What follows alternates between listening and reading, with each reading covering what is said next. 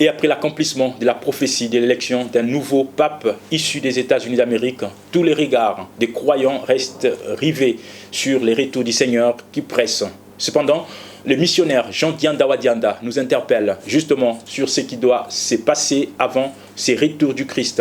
Selon lui, les membres de l'épouse actuellement dispersés et séparés doivent se rassembler pour former un seul corps et cela ne pourra se faire que par la dernière effusion du Saint-Esprit qui est la pluie de l'arrière-saison qui va se déverser sur l'épouse pour apporter l'amour véritable qui nous manque à tous aujourd'hui.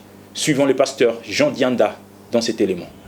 Moi, le missionnaire Jean Dianda depuis la Côte d'Ivoire, après avoir observé tout ce que les collaborateurs, les frères, les amis, les pasteurs ont publié sur la prophétie qui annonçait la venue d'un pape américain, j'ai compris qu'ils ont omis quelque chose d'important, ce qui devrait se passer avant le retour du Seigneur. Le rassemblement des membres dans un même corps par un authentique baptême du Saint-Esprit qui va déverser dans l'Église l'amour que nous manquons tous aujourd'hui.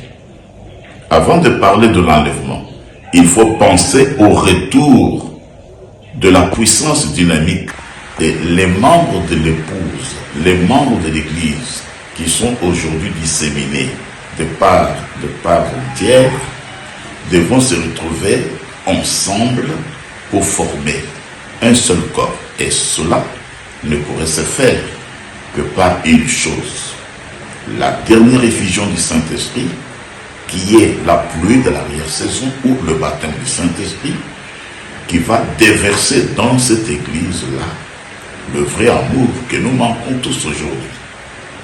Il est vrai que chacun tire le drap de son côté. Il y a un pape américain. Maintenant, nous allons monter. Tout de suite, c'est l'enlèvement. Mais qui va monter?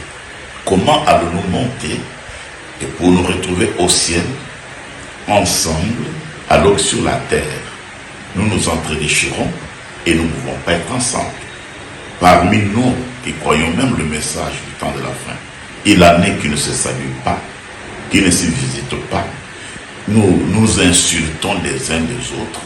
Nous empêchons nos membres d'aller communier avec telle assemblée et vice-versa. Nous manquons totalement l'amour.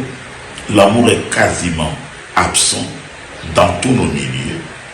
Mais néanmoins, on dit que nous allons monter. Donc sur terre, on ne s'entend pas, on ne se visite pas, on n'est pas ensemble. Et puis, le jour de l'enlèvement, chacun de son côté, où il est, de sa position, il monte et nous nous retrouvons au ciel. Jamais.